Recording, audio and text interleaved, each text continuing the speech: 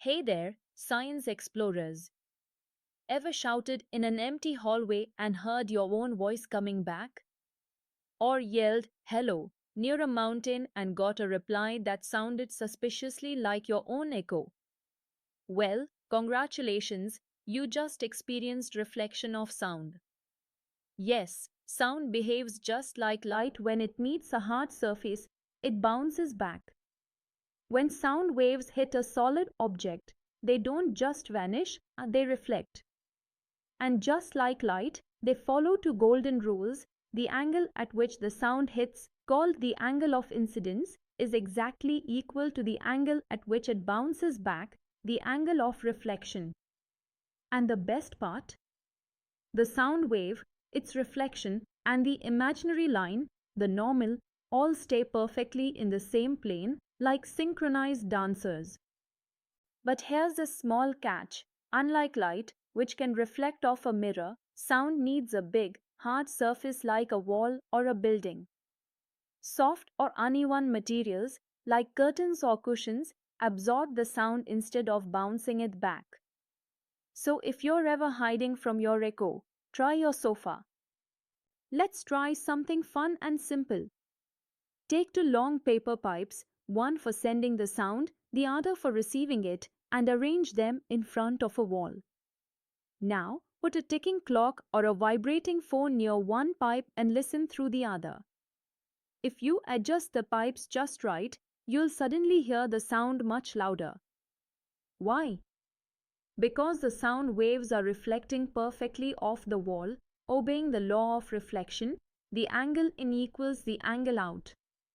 Now, if you lift or tilt one pipe even a little, the sound fades away. That's because the reflection alignment is disturbed, the sound can't bounce properly toward your ear anymore. This small setup proves a big concept. Reflection of sound isn't just theory, it's physics you can hear in action. Alright, let's talk about the famous sound celebrity, the echo. Whenever you clap or shout near a tall building or mountain, you hear your own sound coming back after a short delay. That's the reflected sound wave returning to your ears.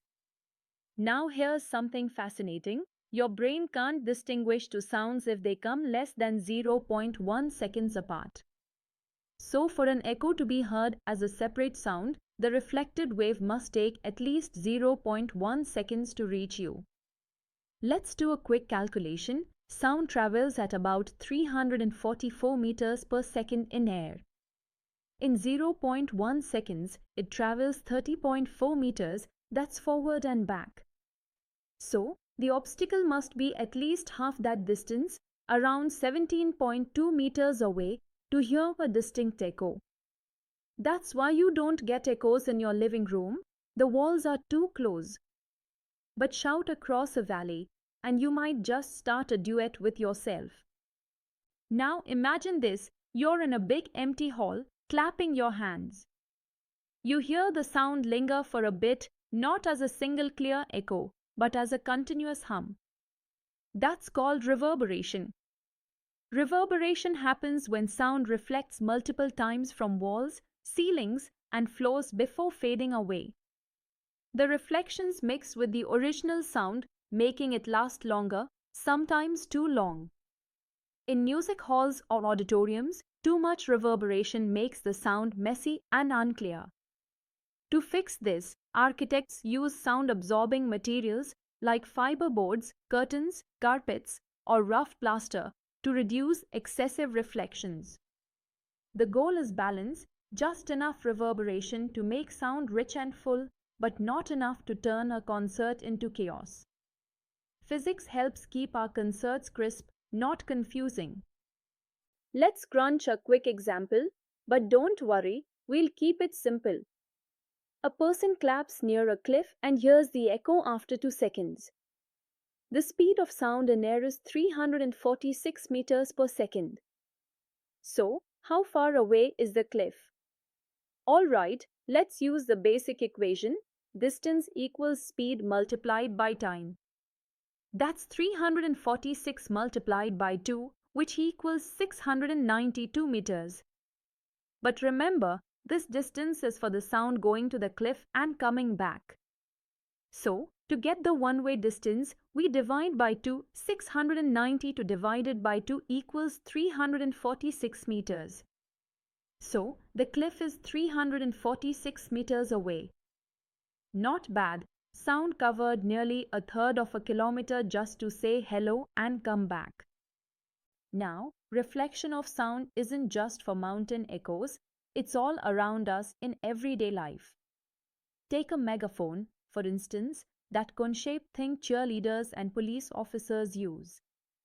Its shape ensures sound waves reflect inward and move forward, amplifying your voice in one direction instead of spreading everywhere. Doctors use stethoscopes to listen to your heartbeat. The tube carries sound by multiple reflections from your chest to their ears.